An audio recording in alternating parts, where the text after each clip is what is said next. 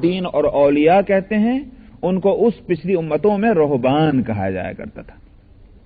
تو فرمایا کہ اتخذوا احبارهم ورهبانهم اربابا من دون اللہ والمسیح ابن مریم۔ اللہ نے فرمایا کہ ان لوگوں نے یعنی یہود اور نصارہ نے اپنے علماء اور اپنے اولیاء کو اللہ کے علاوہ انہوں نے رب بنایا اور مسیح ابن مریم کو بھی رب بنایا۔ یہ آیت نازل ہوئی تو بعض وہ صحابہ کہ جو یہودیت سے اسلام میں آئے تھے یا عیسائیت سے اسلام میں آئے تھے، نبی کریم صلی اللہ علیہ وسلم کی خدمت میں حاضر ہوئے اور عرض کیا یا رسول اللہ یہ آیت نازل ہوئی ہے ہمارے تعلق سے، ہم نے تو کبھی بھی اپنے علماء اور اولیاء کو معبود نہیں بنایا تھا، رب نہیں بنایا تھا۔ ان کے ذہن میں کیا تھا؟ ان کے ذہن میں یہ تھا کہ رب بنانے کے معنی یہ ہیں کہ ان کو سجدہ کیا جائے، ان کے سامنے ماتھا ٹیکا جائے۔ یہ تو ہم نے کبھی نہیں کیا۔ تو انہوں نے کہا کہ یہ آپ نے فرمایا کیا یہ نہیں ہوتا تھا کہ جس کو تمہارے احبار اور رہبان حلال کر دیں اس کو تم حلال سمجھو، جس کو وہ حرام کر دیں اس کو تم حرام سمجھو؟ انہوں نے کہا کہ ہاں یہ تو تھا، ہمارے یہاں دین کے لیے اتھارٹی یہی لوگ تھے۔ فرمایا یہی تو رب ہونے کی بات ہے۔ آپ دیکھیے کہ اصل میں رب ہونے کے معنی جہاں یہ ہیں کہ اس کو سجدہ کیا جائے، اس کو رکوع کیا جائے، اس کی عبادت کی جائے، وہیں رب ہونے کے معنی یہ بھی ہیں کہ اس کی اطاعت کی جائے جن معاملات میں رب کی اطاعت ہوا کرتی ہے۔ یہ قید ہے اس کے ساتھ، ورنہ تو آپ کہیے کہ صاحب پانی لانا اور آپ صاحب پانی لینے کو چلے گیا، انہوں نے کہا یہ تو رب بنا لیا۔ جن معاملات میں اللہ کی اطاعت ہوتی یعنی جس کو وہ حلال کریں جس کو حرام کریں، حلال اور حرام کرنے کا اختیار اللہ کو ہے، یا اللہ تعالی نبی کو اگر کچھ فرما دے تو اور براہ راست ہمارے پاس اللہ کی طرف سے بواسطے نبی کوئی بات نہ آئی ہو بلکہ نبی خود اپنی طرف سے کہہ رہا ہو ہمارے اپنے اعتبار سے، لیکن چونکہ ہمارا یقین اور ایمان یہ ہے کہ دین کے معاملات میں نبی اپنی طرف سے نہیں بولتا، اگرچہ وہ نقل نہیں کر رہا ہے اللہ کی طرف سے مگر اس کا فرمانا اللہ ہی کی طرف سے ہوگا، تو حلال اور حرام کرنا دراصل اللہ کا مقام ہے اور کسی کا نہیں۔ جس کو یہ مقام دیا جائے گا تو اس کے معنی یہ ہے کہ اس کو رب اور معبود بنا لیا۔ تو فرمایا کہ من اتخذ الہہ ہوا، اور حدیث میں آتا ہے نبی کریم صلی اللہ علیہ وسلم نے فرمایا، بغوی کے اندر غالباً وہ تفسیر بغوی میں آپ نے فرمایا کہ جتنے وہ معبود کہ جن کی عبادت اللہ کو چھوڑ کر کی جاتی رہی ہے، ان میں سب سے زیادہ مبغوض اللہ کے نزدیک جو معبود ہے وہ خواہش نفس ہے۔ سمجھا؟ یہ معلوم ہوا کہ معبودوں میں بھی شرک میں بھی سب سے بڑا بھیانک شرک تو یہ، اس لیے کہ دوسروں کی پیروی جو ہے وہ اتباع وہ تو اس تصور کے ساتھ ہے کہ بھئی اس میں کوئی جان نہیں ہے تو پتھر کا بت ہے یا جو بھی کہیے آپ، جو بھی اس کا نام دیجا، لیکن خواہش نفس جو ہے وہ آدمی کو سوچنے نہیں دیتی کچھ، ادھر دل میں خواہش ہوئی اور وہ خواہش کا بندہ جو ہے وہ اس خواہش پر چلنے کا جو عادی بن چکا ہے وہ اس کے مطابق عمل کر جاتا ہے، سوچتا ہی نہیں کہ میں کیا کرنے جا رہا ہوں، اس کی اصلاح بہت مشکل ہے، اس لیے اس کو خطرناک اور مبغوض قرار دیا۔ تو فرمایا کہ کیا آپ نے دیکھا اس کو کہ جس نے اپنے خواہش کو معبود بنایا اور جس کا نتیجہ کیا ہوا؟ اللہ نے اس کو بے راہ کر دیا۔ کیوں؟ اس لیے کہ جو شخص حلال اور حرام کی تمیز کھو بیٹھا اب وہ اپنی خواہشی کا بندہ ہو گیا تو اللہ سبحانہ و تعالی پھر اس کو پھٹکنے دیتے ہیں، جا بھائی تو اپنی خواہشی پر چلتا رہے، اگر ہمارے حکم پر نہیں چلتا۔ میں یہاں سے ایک بات اور بتلا دوں کہ تھوڑی دیر کے لیے آپ ذرا تصور کیجئے کہ آپ کی اولاد جس سے آپ پہلے دن سے یہی توقع کیے ہوئے ہیں کہ وہ مجھے باپ سمجھے گا، مجھے ماں سمجھے گا، اولاد جو ہے سمجھے گی، اور میں جو اس کو ہدایت دوں اور جو میں حکم دوں اس پر چلے گا۔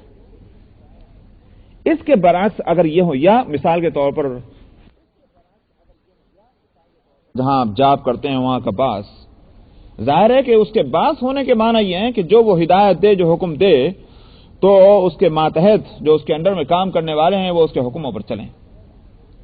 اس کی یہ توقع بالکل بجا ہے، یہ اس کی ذمہ داری ہے، اس کے باس ہونے کا یہی تقاضا ہے۔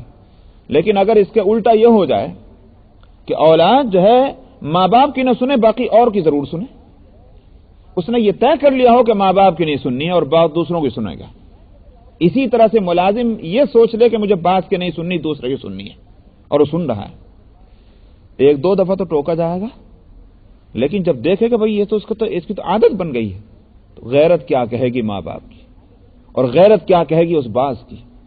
ظاہر ہے کہ ان کے اندر اگر غیرت ہے تو لازمی طور پر وہ کہیں گے اچھا بھائی تو جان، اب میرے سے تیرا واسطہ ختم، تو جان، جس کی سن رہا اسی کے سنتے رہے، اب تو چاہے کہیں گڑھے میں گرے، چاہے تو چولہے میں گرے، چاہے تو مرے، چاہے تو جیے، تو نہیں سنتا نہ سن، اب تیری مرضی، جو چاہے سو کر۔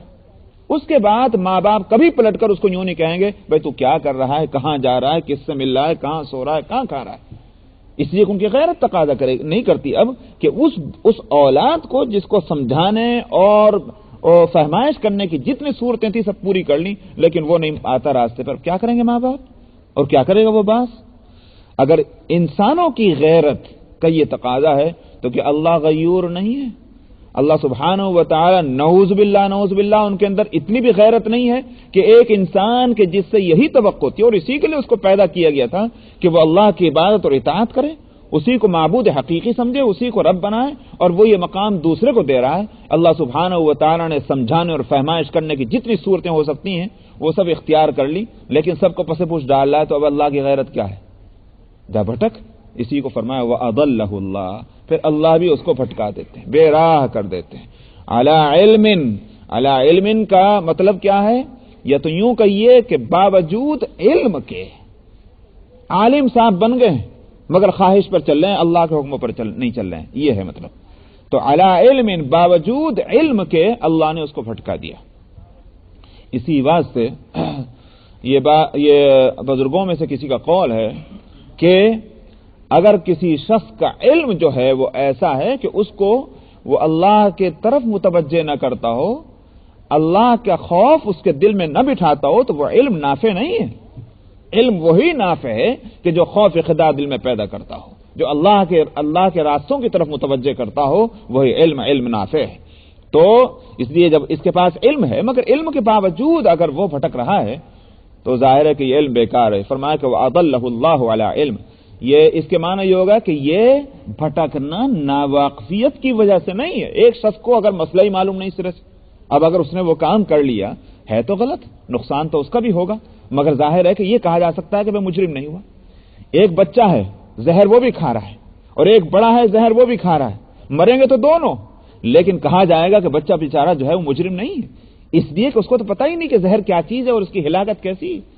ایک بڑا جو ہے اگر وہ کھا رہا ہے زہر تو وہ مرے گا بھی اور مجرم بھی قرار پائے گا۔ تو ٹھیک یہی صورت ہے ایک صاحب علم اور ایک جاہل کی، نقصان دونوں کو ہوگا نافرمانی کرنے کا، مگر ظاہر ہے کہ وہ شخص مجرم نہیں ہوگا اور یہ مجرم بھی ہوگا۔ تو یہاں فرمایا کہ وَأَضَلَّهُ اللَّهُ عَلَىٰ علم، علم کے باوجود اللہ نے اس کو بے راہ کر دیا۔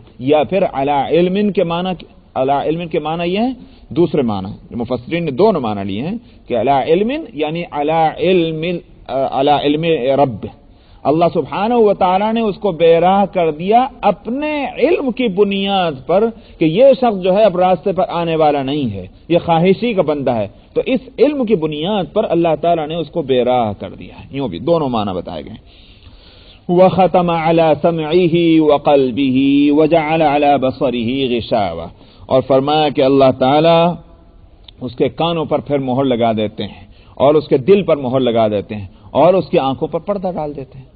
تو اس لیے اب اس کے سامنے خوب واعظ ہو رہے ہیں، بڑی نصیحتیں کی جا رہی ہیں، بڑی تقریریں ہو رہی ہیں، بڑی کتابیں اس کے سامنے پڑھی جا رہی ہیں، سب کچھ ہے، مگر اس کے باوجود وہی باتیں کہ جو دوسروں کی زندگیوں کو پلٹ دیتی ہیں، زندگیوں کا رخ بدل دیتی ہیں، جو باتیں اور جو دلیلیں اور جو نصیحتیں، وہ سب کے سب اس کے سر کے اوپر سے گزر رہی ہیں اور اس پر کوئی اس کا اثر نہیں ہو رہا۔ یہی دراصل اللہ کی طرف سے کانوں اور دلوں پر مہر اور آنکھوں پر پردہ ہے کہ توفیق سلب ہو گئی۔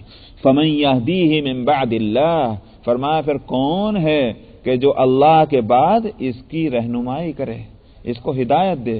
اللہ نے جب بے راہ کر دیا، اس لیے کہ اس نے بے راہی کو چاہا، تو اب کون ہے اللہ کے مقابلے میں آ کر یہ کہے کہ چل اگر اللہ نے تجھے بے راہ کر دیا تو میں تجھے راستہ بتلاؤں؟ کون ہوگا ہدایت دینے والا؟ افلا تذکرون، کیا پھر بھی تم نصیحت نہیں حاصل کرتے، اتنی بات نہیں سمجھتے؟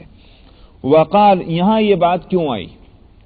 آپ کو یاد ہے کہ جو مضمون چل رہا تھا اس سے پہلے کی 2 آیتوں میں وہ چل رہا تھا قیامت کا اور قیامت کے حساب اور کتاب کا، جس کے لیے دوبارہ زندہ ہونا ہوگا، جس کو مشرکین نہیں مانتے تھے۔ یہاں جو مضمون آیا کہ آپ نے دیکھا اس شخص کو جو اپنی خواہش نفس پہ چلتا ہے، اس مضمون کا اس سے کیا تعلق یہ ہے کہ قیامت کو، مر کر دوبارہ زندہ ہونے کو کیوں نہیں مانتا؟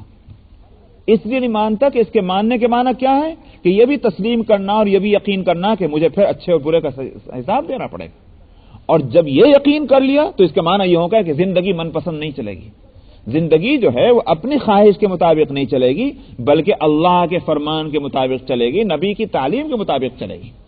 اور ظاہر ہے کہ اس کے لیے تیار نہیں۔ اس کے لیے تیار کون نہیں ہے؟ جو خواہش نفس پہ چلنا چاہتا ہے، وہی قیامت کا انکار کر رہا ہے، کیونکہ قیامت کے ہونے کو تسلیم کرنا، اس کا یقین کرنا، حساب و کتاب کا یقینی ہونا جس کے نزدیک ہوگا، اس کی زندگی کبھی یہ نہیں ہوگی کہ وہ اپنے خواہش پہ چلے اور اللہ کے احکام کو توڑ دے، وہ کبھی ایسا نہیں کرے گا۔ یہ فرمایا کہ یہ خواہش پر چلنے والے لوگ ہیں دراصل جو قیامت کی بات کو مان نہیں رہے، حالانکہ لاکھ دلیلیں دے دی گئی ہیں۔ وَقَالُوا مَا هِيَ إِلَّا حَيَاتُنَا الدُّنْيَا نَمُوتُ وَنَحْيَا وَمَا يُهْلِكُنَا إِلَّا الدَّهْرُ۔ اب یہ کیا کہتے ہیں کہ اس دنیا کی زندگی کے علاوہ کوئی زندگی نہیں ہے۔ نموت ونحیا، ہم اسی میں مرنا ہے اور اسی میں زندہ رہنا ہے، ختم، اس کے سوا کوئی زندگی نہیں۔ وَمَا يُهْلِكُنَا إِلَّا الدَّهْرُ، اور ہمیں کوئی بھی ہلاک نہیں کرتا سوائے ایک زمانے کے۔ زمانہ ہے بس اسی کے الٹ پھیر سے کچھ چیزیں بنتی ہیں، کچھ چیزیں بگڑتی ہیں۔ کیوں یہ بات کہتے تھے کہ دیکھو، کیا تم اس سے انکار کرتے ہو؟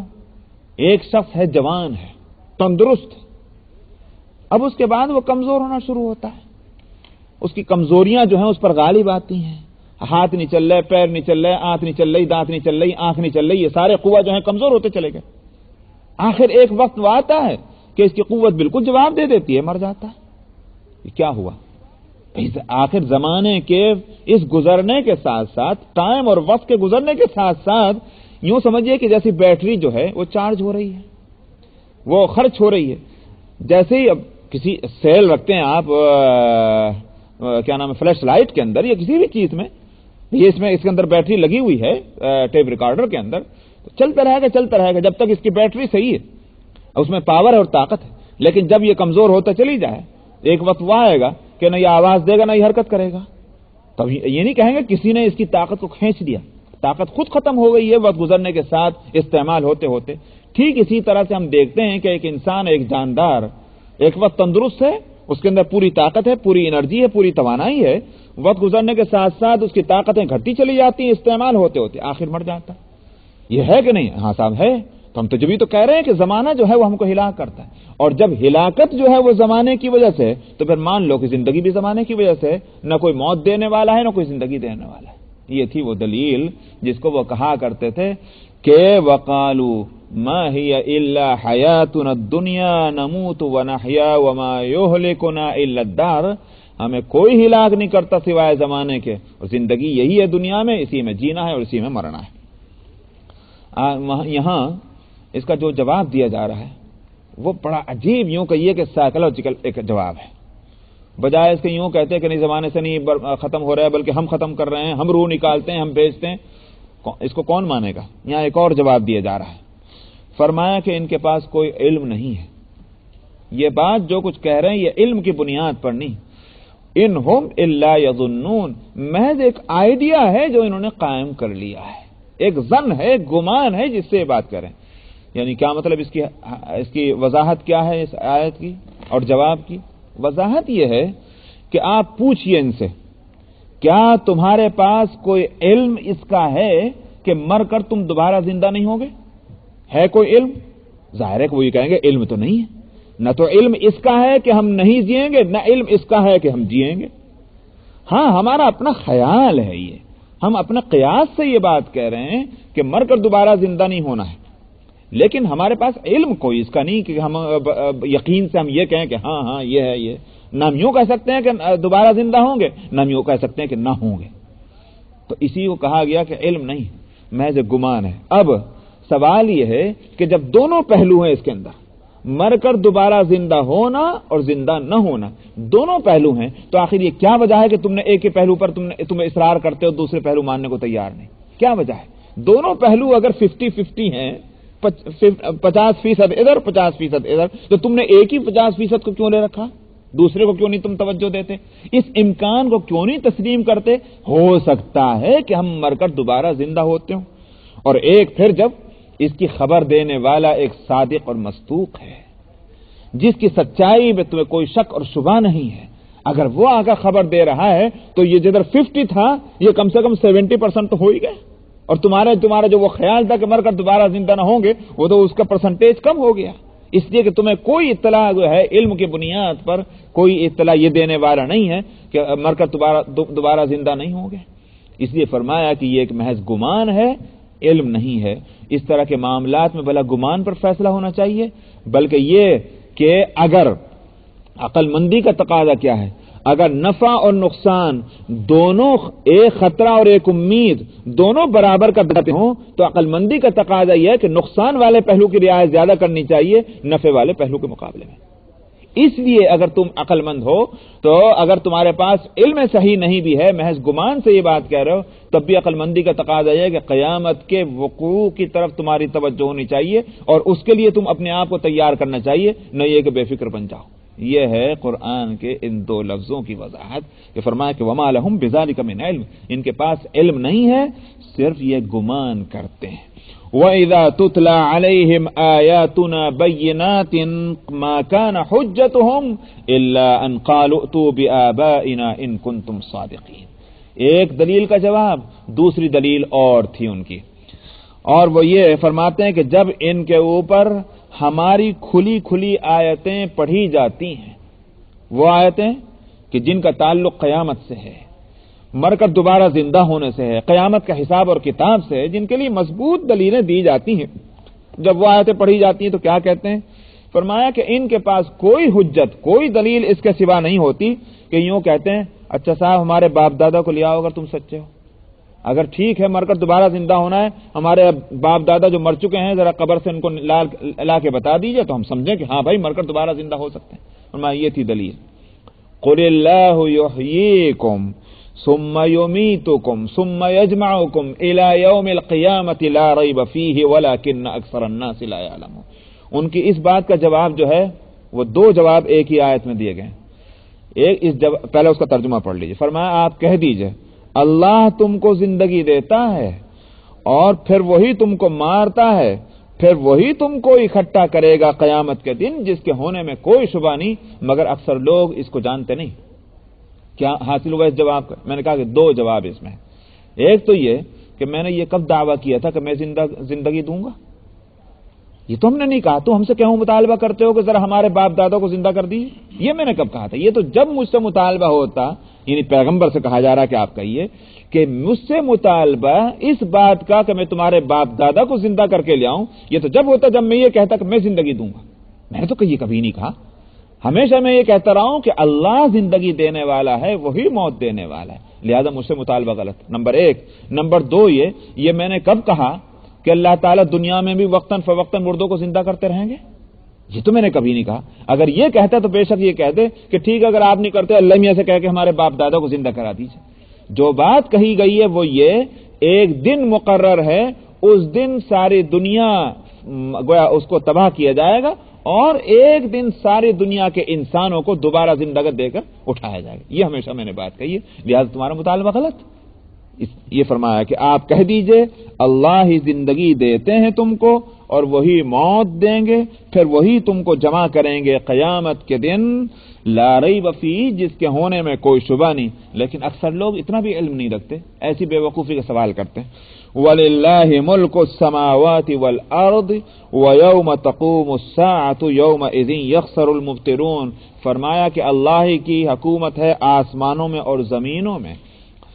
کیا مطلب یہ ہے کہ جو اللہ اتنا عظیم قدرت والا ہے اس کے لیے کیا مشکل ہے کہ انسانوں کو دوبارہ زندگی دے دے۔ وَيَوْمَ تَقُومُ السَّاعَةُ يَوْمَئِذٍ يَخْسَرُ الْمُبْطِلُونَ، اور جس دن قیامت برپا ہوگی نقصان میں، یا آج جھٹلانے والے جو ہیں یہی نقصان میں رہیں گے. تو اب ان کو سمجھنا چاہیے کہ اپنے نقصان کا راستہ کیوں انہوں نے اختیار کیا ہوا ہے. وَتَرَى كُلَّ أُمَّةٍ جَاثِيَةٍ، قیامت کا جب ذکر آیا تو وہاں کی ہولناکی کو بتلایا جا رہا ہے. فرمایا آپ دیکھیں گے ہر امت گھٹنے ٹیکے ہوئے ہوگی. گھٹنا جاسیہ جسوف جو ہے مصدر ہے جسوف. جسوف کہتے ہیں ایسے بیٹھنے کو کہ جس میں گھٹنا زمین پر ہو اور پیر کے پنجے بھی یوں کھڑے ہو. سمجھ میں آپ نے دیکھا ہوگا، یوں سمجھیے آپ، یہ ہے طریقہ، یہ اس طرح سے بیٹھنے کو جسو کہتے ہیں. یہ پنجے کھڑے ہوئے ہیں، گھٹنے ٹکے ہوئے ہیں. تو فرمایا کہ وَتَرَى كُلَّ أُمَّةٍ جَاثِيَةٍ، آپ دیکھیں گے ہر امت کو کہ گھٹنے ٹیکے ہوئے. یہ نشست جو ہے یہ خوف کی ہے. خوف اور دہشت میں آدمی گھٹنے ٹیک کر اور پنجے کھڑے کر کے جو ہے وہ بیٹھتا ہے دہشت کے وقت میں. تو یہ صورت ہوگی قیامت کے دن، یہ عالم ہوگا دہشت کا. اور دہشت کیوں ہوگی؟ جاہ و جلال اس عدالت کا اللہ سبحانہ و تعالیٰ کی. کل امت، بغیر کسی استثناء اور ایگزمپشن کے جب کل امت کہا گیا تو اولین اور آخرین کا سارے انسان آ گئے.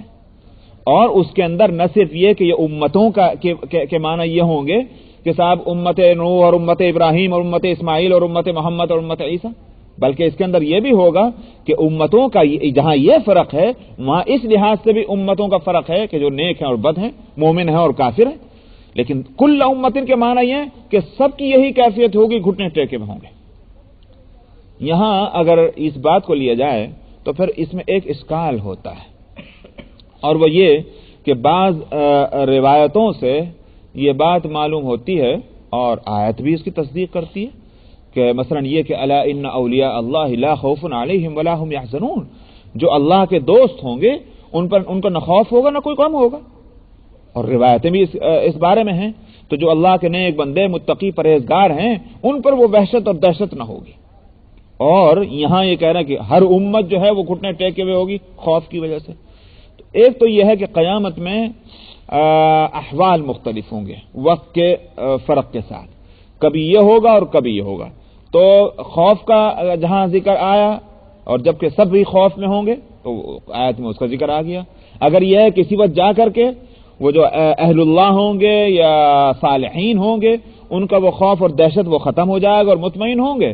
اگر یہ وقت آئے گا تو کبھی آیت اور روایت میں اس کا ذکر کر دیا. تو یہ وقت کے فرق کے ساتھ احوال کا اختلاف ہے، تو اس میں کوئی اشکال نہیں، سب آیتیں جمع اور روایتیں جمع ہو جاتی ہیں.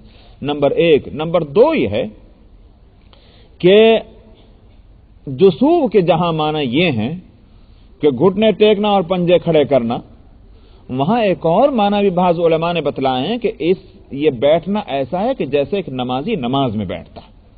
تو آپ کو معلوم ہے ہم سب لوگ الحمدللہ بیٹھتے ہیں نماز میں. تب پھر یہ بیٹھنا جو ہے وہ ادب کی وجہ سے ہے، خوف کا نہیں بلکہ ادب. ہر شخص جو ہے وہ ادب کی وجہ سے بارگاہ خداوندی میں اس عدالت عالیہ میں اس طرح سے گھٹنے بیٹھے گا کہ جیسے نماز کے اندر بیٹھتے ہیں ادب کے ساتھ. تب تو کوئی اشکال نہیں. ظاہر ہے کہ فاسق ہوں کہ فاجر ہوں، اہل اللہ ہوں کہ انبیاء ہوں، وہاں سبھی کو ادب کرنا ہے اور سب ادب سے بیٹھیں گے. حاصل یہ ہے کہ اس وقت کا عالم یہ ہوگا. آج یہ بے ادبیاں اور گستاخیاں یہ سب کر رہے ہیں اور ماننے کو تیار نہیں، لیکن وہ وقت آئے گا کہ جہاں ہر ایک کو جھکنا پڑے گا اور گھٹنے ٹیکنے پڑیں گے. وَتَرَى كُلَّ أُمَّةٍ جَاثِيَةٍ، آپ دیکھیں گے ہر امت کو گھٹنے ٹیکے ہوئے. كُلَّ أُمَّةٍ تُدْعَى إِلَى كِتَابِهَا، ہر امت کو بلایا جائے گا اس کے اپنی کتاب کی طرف. کتاب سے مراد اعمال نامہ. کیا کہ چلو آؤ تمہارا اعمال نامہ یہ ہے، اور ان سے کہا جائے کہ اليوم تجزون ما كنتم تعملون، آ جاؤ. جیسے کہ سورہ بنی اسرائیل میں گزر چکا ہے، اقرأ کتابک کفا بنفسک اليوم علیک حسیبا، پڑھ لے تو اپنی کتاب، یعنی اپنے اعمال نامہ. تو ہی بس کافی ہے اپنا حساب لینے کے واسطے، کوئی ضرورت نہیں ہے ہم تو کریں گے حساب، لیکن تو پہلے اپنا حساب خود کر لے، تو خود سمجھ لے کہ واقعتاً تو مجرم ہے کہ نہیں ہے. اقرأ کتابک کفا بنفسک اليوم علیک حسیبا، آج حساب لینے کے واسطے اپنا بس تو ہی کافی ہے، اپنی کتاب پڑھ کے حساب کر لے. یہاں اس بلایا جائے گا ان کو، آؤ اپنا اعمال نامہ ذرا دیکھ لو. اور کہا جائے گا الیوم تجزون ما کنتم تعملون، آج تمہیں جزا دی جائے گی، بدلہ دی جائے گی ان باتوں کی جو تم دنیا میں کرتے رہے تھے۔ ھذا کتابنا ینطق علیکم بالحق، یہ وہ ہماری کتاب ہے کہ جو ہماری طرف، ہماری کتاب کا مطلب یہ ہے کہ ہمارے زیر انتظام، ہماری طرف سے یہ کتاب مرتب ہوئی، یہ ہماری طرف سے کتاب ہے کہ جو تمہارے مقابلے میں تمہارے تعلق سے صحیح صحیح بات بتلائے گی، کوئی اس میں غلط نہیں۔ کیوں؟ انا کننا نستنسخ ما کنتم تعملون، ہم لکھوا لیا کرتے تھے۔ یہ نسخ کہتے ہیں املا کرانا، جس کو آپ کیا کہتے ہیں، وہ ڈکٹیٹ کرانا، ہم یہ ہے نسخ، ہم لکھوا دیا کرتے تھے جو کچھ تم کیا کرتے تھے۔ اب لکھوانے کے کوئی ضروری نہیں کہ قلم داواد ہو، کاغذی ہو۔ ارے صاحب آج ہی ہمارے ماشاءاللہ ایجادات میں ہم دیکھتے ہیں لکھوانے کے لیے وہ قلم داواد کی ضرورت نہیں رہی ہے، سمجھایا، وہ کہاں سے تو پینسلیں چلیں اور پھر فاؤنٹین پین چلے، لاؤ کہاں داواد اور کہاں، وہ بھی نہیں، اب وہ اس کا بھی قصہ ختم ہو گیا، کمپیوٹر پہ لکھ لیجئے، سمجھایا، اور اسکرین پہ آ جاتا ہے اور پرنٹر پہ آ جاتا ہے۔ اگر آج لکھنے کی 1000 قسمیں ہیں، اللہ سبحانہ و تعالیٰ کی یہاں کیا ضروری ہے کہ ہم یہ تصور کر کے بیٹھیں کہ وہاں کاغذ قلم ہوگا، سمجھا؟ تو اللہ تعالیٰ کسی بھی طرح لکھوا سکتا۔ فرمایا ہم نے لکھوایا ہے، ھذا کتابنا ینطق علیکم بالحق انا کننا نستنسخ، ہم اس کو لکھوایا کرتے تھے جو کچھ تم دنیا میں کیا کرتے تھے۔ تو لہذا اس میں کسی طرح کی کوئی غلطی نہیں ہے، کوئی اس میں بھول چوک نہیں ہے۔ فاما الذین آمنوا وعملوا الصالحات فیدخلهم ربهم فی رحمتہ ذلک هو الفوز العظیم، پھر جو ایمان لے آئے ہیں اور جنہوں نے نیک عمل کیے ہیں، اللہ تعالیٰ ان کو ربهم، ان کا رب ان کو اپنی رحمت میں داخل کر دے گا اس حساب و کتاب کے بعد۔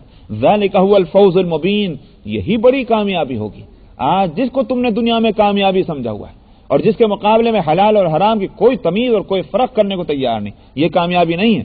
کامیابی ہے دراصل وہ، یہ تو ایسے ہی ہے، جس کو ایک بہت سمپل ایک مثال کیا ہے، ایک شخص جو ہے وہ سفر کر رہا ہے، یہاں سے جانا کیلیفورنیا، ساری پونجی جمع جو کچھ تھی وہ لے جا کر کے اپنے سفر کو آرام دہ بنانے کے واسطے خرچ کر دی، لیکن گھر کیا ہوا، گھر برباد ہو گیا، گھر لوٹ گیا۔ اس سے کوئی مطلب نہیں ہے کہ میں جو واپس آؤں گا پھر کیلیفورنیا سے شکاگو تو میرا گھر کہاں ہوگا، پھر مجھے کہاں ٹھہرنا پڑے گا، بھائی وہ میں گھر کہاں آخر برباد کر رہا ہوں۔ نہیں، 3 دن کا سفر جو ہے یہ آرام سے ہو جانا چاہیے، اس کے لیے گھر بیچ رہا ہے اور سارا سامان بیچ رہا ہے، گھر کا سب کچھ بیچ کر کے 3 دن کا سفر آرام سے کرنا چاہتا ہے۔ ظاہر ہے کہ بے وقوفی۔ عقل مند کون ہے؟ بے سفر تو کیسی بھی تکلیف سے گزر جائے، گھر کو آنچنا ہے، سمجھ میں آیا؟ یہ غلط ہے کہ گھر کے سارا سامان اور گھر کو بیچ کر سفر کیا جائے۔ ٹھیک یہی صورت ہے کہ فرمایا ذالک هو الفوز المبین، یہی کامیابی ہے کہ جس نے آخرت کی زندگی کو کامیاب کر دیا اور یہاں جو ہماری رحمتوں میں داخل ہوا۔ وَأَمَّا الَّذِينَ كَفَرُوا، اور جنہوں نے کفر کیا، أَفَلَمْ تَكُنْ آيَاتِي تُتْلَى عَلَيْكُمْ، ان سے کہا جائے گا کیا جی میری آیتیں تمہارے اوپر پڑھی نہیں جاتی تھی، تمہارے سامنے ان کی تلاوت نہیں ہوتی تھی، مگر کیا ہوا، تم نے تکبر کیا، فاستکبرتم وکنتم قوما مجرمین، اور تم رہ گئے مجرم قوم بن کر کے، یہ تمہارا اپنا عمل تھا لہذا اس کی سزا بھگتو۔ یہ تکبر کے معنی کیا ہے؟ تکبر کے معنی یہ واقعتاً یہی ہے کہ جب کہیں وعظ کہا جا رہا ہو، مسائل بتلائے جا رہے ہو، حلال اور حرام کی تعلیم دی جا رہی ہو اور اس پر کان نہ دھرے، کیا مطلب یہ کہ ماننا یہ سمجھتا ہے کہ یہ میری سطح سے نیچے چیز ہے، نہ ماننا ہی میرے لیول ہے، نہ ماننا ہی میری پوزیشن کا تقاضا ہے، یہی ہے تکبر۔ فرمایا کہ فاستکبرتم، تم نے تکبر کیا اور تم رہ گئے ایک مجرم قوم بن کر۔ وَإِذَا قِيلَ إِنَّ وَعْدَ اللَّهِ حَقٌّ وَالسَّاعَةُ لَا رَيْبَ فِيهَا قُلْتُمْ مَا نَدْرِي مَا السَّاعَةُ، جب تم سے کہا جاتا تھا کہ اللہ کا وعدہ سچا ہے اور قیامت جو ہے وہ آنی ہے، اس میں کوئی شک نہیں ہے، تو تم یوں کہتے تھے ہم نہیں جانتے کیا ہے قیامت، ما ندری ما الساعة ان نظن الا ظنا وما نحن بمستيقنين، ہمیں بس ایک خیال سا آتا ہے کہ قیامت کا، لیکن ہمیں یقین نہیں ہے اس کا کہ ہم قیامت آئے گا، بس ایک خیال کے درجے میں بے شک۔ کیا فرق ہوا اس میں؟ آپ دیکھتے ہیں کہ پچھلی آیتوں میں یہ ایک بڑی اہم بات ہے، پچھلی آیتوں میں ذکر ہے ان کا جو منکرین قیامت تھے، جو مانتے ہی نہیں تھے، انکار کرتے تھے، نہیں قیامت کوئی چیز نہیں۔ یہاں ان لوگوں کا ذکر ہے کہ جو انکار نہیں کرتے مگر یقین بھی نہیں کرتے، گمان ہے ان کو، صرف خیال ہے اس کا لیکن انکار نہیں کرتے، یہاں ان کا ذکر ہے۔ تو معلوم ہوا کہ دونوں ہی جو ہیں وہ مجرم ہیں۔ کیوں؟ اس واسطے کہ دونوں کا حال یکساں ہوگا؟ قیامت کے یقین کا جو اثر اعمال اور افعال اور احوال پر پڑنا چاہیے، جیسے منکر قیامت کے نہیں پڑے گا، اسی طرح یقین نہ کرنے والے کے اوپر بھی وہی پڑے گا۔ زندگی اگر بدلتی ہے، زندگی کا رخ اور زندگی کا اگر ڈیزائن جو ہے وہ چینج ہوتا ہے، تو اس شخص کا کہ جو یقین کرے کہ قیامت آئے گی، اس بات کا یقین ہو کہ مجھے اچھائی اور برائی کا مجھے جواب دینا ہے، اس کی زندگی کا رخ بدلے گا، اس کے اخلاق اور اس کے کیریکٹر جو ہے وہ بالکل مختلف ہوگا دوسروں سے۔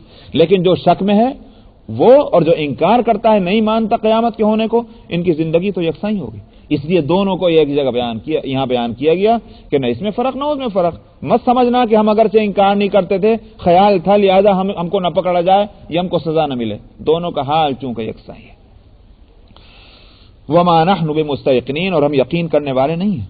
وبدا لهم سيئات ما عملوا وحاق بهم ما كانوا به يستهزئون، فرمایا ظاہر ہو جائے گا ان کے لیے ان کی وہ برائیاں ظاہر ہو جائیں گی جو یہ کیا کرتے تھے۔ کچھ نہیں، کوئی چیز مٹے گی نہیں۔ یہ اعمال جو ہے ہم یہ سمجھتے ہیں کیا ختم ہو گیا، سمجھا، نماز پڑھی ختم ہو گئی، جھوٹ بولا ختم ہو گیا، کھا لیا ختم ہو گیا، کوئی چیز ختم ہونے والے نہیں، ان سب کو باقی رکھا جائے گا، اور ان کے جو کچھ اعمال ہیں اللہ سے۔ دیکھیے آپ یہاں ایک زمانہ تھا، میں بتا رہا ہوں یہ جو ہماری جو تبدیلیاں ہیں ہماری ترقیات کی، ایک زمانہ تھا جب یہ کہا جایا کرتا تھا کہ لون، رنگ جو ہے یہ جسم نہیں ہے بلکہ یہ مجرد چیزوں میں ہے، جواہرات میں ان کو شمار کیا جاتا ہے۔ جوہر اور عرض دو چیزیں ہیں، وہ چیزیں جو جسم رکھتی ہیں، جو سالڈ ہیں، ان کو کہا جاتا تھا عرض، اور جو چیزیں کہ جو سالڈ نہیں ہیں، ایک کیفیاتی چیزیں ہیں، ان کو کہا جاتا تھا جوہر عربی کے اندر۔ تو یونان کے اور ایتھنس کے جو سائنٹسٹ تھے وہ رنگوں کو جوہر مانتے تھے، عرض نہیں مانتے تھے۔ لیکن آج کی سائنس نے کیا کہا؟ نہیں صاحب، رنگ جو ہے یہ جوہر نہیں ہے، یہ بھی عرض ہے، یعنی اس کے اندر بھی جسم ہے ایک، وہ اس کو مانتے ہیں۔